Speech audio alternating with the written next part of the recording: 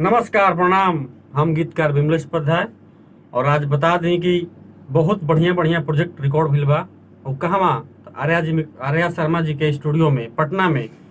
और हमारा साथे बहुत ही उम्दा शख्स दो लोग। एक लोग के गाना आप लोग सुन ले होखब बहुत पहले, करी के करला शौक सिंगार भतार जब बहरे बानी। अब प्रेजेंट टाइम में वो गाना हिट भई रहे, तोता तोता दर्द बड़ी होता। ऐसे गाना तो बहुत सारा हिट बा, लेकिन हमारा भी दिल बा जुबान पे गाना रहेला हमेशा। उ उनका से आज मिलवाओ तनी, आई उनका से मिलल जाओ। भैया हम भरत भोजपुरिया रउआ तमाम भोजपुरिया भैया चाचा चाची माई बहन आप सबके पैर छू के प्रणाम करतनी। और आप सबसे बताएं कि हमरा गीत के आप सब जितना प्यार आशीर्वाद दुलार दी ले जा, एहला आप तमाम भोजपुरिया भैया लोग के तमाम दर्शक लोग के हम दिल से धन्यवाद करतनी। और आप सबसे बताएं कि आज हमनी के बानी सा आर्या शर्मा जी के रिकॉर्डिंग स्टूडियो पटना में। तो हमारा आज देवी गीत रिकॉर्ड भइल ह, लोकगीत रिकॉर्ड भइल ह, जकर राइटर विमलेश बाबा बानी हमार, और एगो और भाई बानी बुलेट यादव जी। तो यहाँ लोग के गीत रिकॉर्ड भइल ह, बड़ी अच्छा गीत बा। तो आप लोग से निहोरा बा कि जैसे हमरा पूरा गीत के प्यार आशीर्वाद देनी जा, वही तरह एहू सब गीत के देवी गीत के लोकगीत के दी जा। और आप सबसे बतावल चाहतनी कि बाबा के चैनल बाटे विमलेश बाबा ऑफिशियल। तो आप सबसे निहोरा बा कि जितना हमके प्यार आशीर्वाद दी जा, उतना बाबा के चैनल के भी प्यार आशीर्वाद दी जा।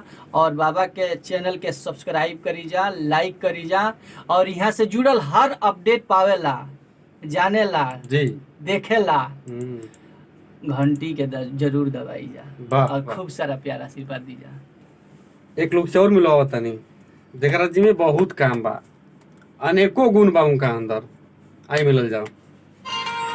नमस्कार, प्रणाम, हर हर महादेव। समस्त भोजपुरिया जहान के विजय चौहान के सादत प्रणाम। आज हमरा समक्ष भरत भैया बानी, बाबा बानी। काफी मजा आवता हमनी के साथ में काम करके। बाबा के लेखनी के भैया के गायकी के तो जवाबे नहीं खे। एकरा बारे में शब्द कम पड़ी हमरा लगे।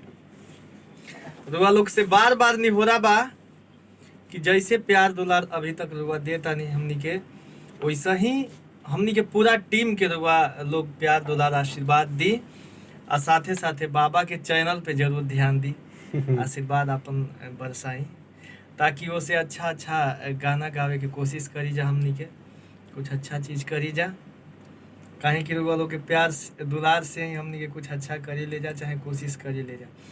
हमनी के कोनो भी गीत जाता अगर चैनल पे, तो ऊपर अपन टिप्पणी जरूर दिलो कि बाबू हे पॉइंट पे तू गलत कैले बाड़ा, चाहे हे पॉइंट पे सही कैले बाड़ा, जौना से हमनी के आगे सुधरे के मौका प्राप्त हो। जीवन स्वरूप में अब बाबा के चैनल के नाम बा विमलेश बाबा ऑफिशियल। जी हाँ, विमलेश बाबा ऑफिशियल। एकरा के जरूर सब्सक्राइब करी रुआ लोग और बेल आइकन दबाई। खूब शेयर करी, खूब आशीर्वाद दी, खूब मजा ली। जय भोजपुरी, जय भोजपुरिया। जय हो।